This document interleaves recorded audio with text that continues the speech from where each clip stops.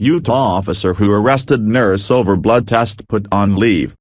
A Utah nurse said she was scared to death when a police officer handcuffed and dragged her screaming from a hospital after she refused to allow blood to be drawn from an unconscious patient. After Alex Wubbels and her attorneys released dramatic video of the arrest, prosecutors called for a criminal investigation and Salt Lake City police put Detective Jeff Payne on paid leave Friday. "This cop bullied me. He bullied me to the utmost extreme," Wubbels said in an interview with the Associated Press, "and nobody stood in his way."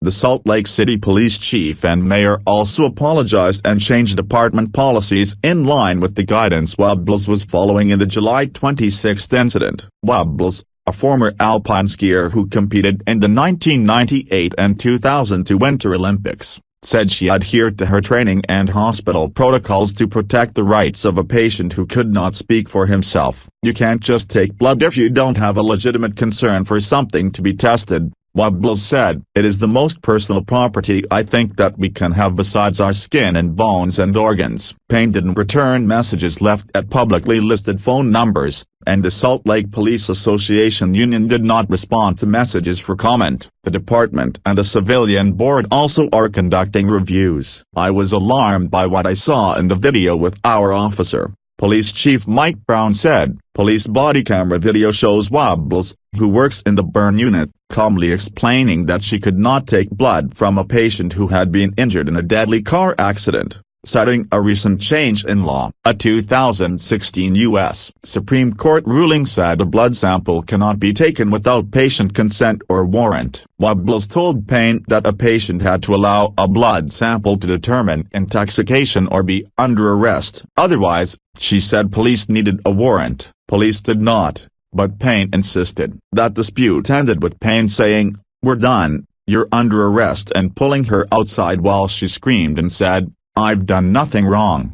He had called his supervisor and discussed the time-sensitive blood draw for over an hour with hospital staff. Police spokeswoman Christina Judd said, "It's not an excuse. It definitely doesn't forgive what happened," she said. Payne wrote in a police report that he grabbed Wubbels and took her outside to avoid causing a scene in the emergency room. He said his boss, a lieutenant whose actions also were being reviewed, told him to arrest Wubbels if she kept interfering. The detective left Wubbels in a hot police car for 20 minutes before realizing that blood had already been drawn as part of treatment, said her lawyer, a reporter. Wubbels was not charged. "This has upended her worldview in a way. She just couldn't believe this could happen," Porter said. Wubbels and her attorneys on Thursday released the video they obtained through a public records request to call for change. "She has not sued, but that could change," said attorney Jake McFarland. Salt Lake County District Attorney Sim Gill said that the video was concerning and called the police chief to ask for a criminal investigation. The department is open to the inquiry that will be run by Salt Lake County's Unified Police, Judd said. Gill's office will review the findings. In response to the incident, Judd said the department updated its blood draw policy last week to mirror what the hospital uses. She said officers have already received additional training. The agency has met with hospital administration to ensure it does not happen again and to repair ties.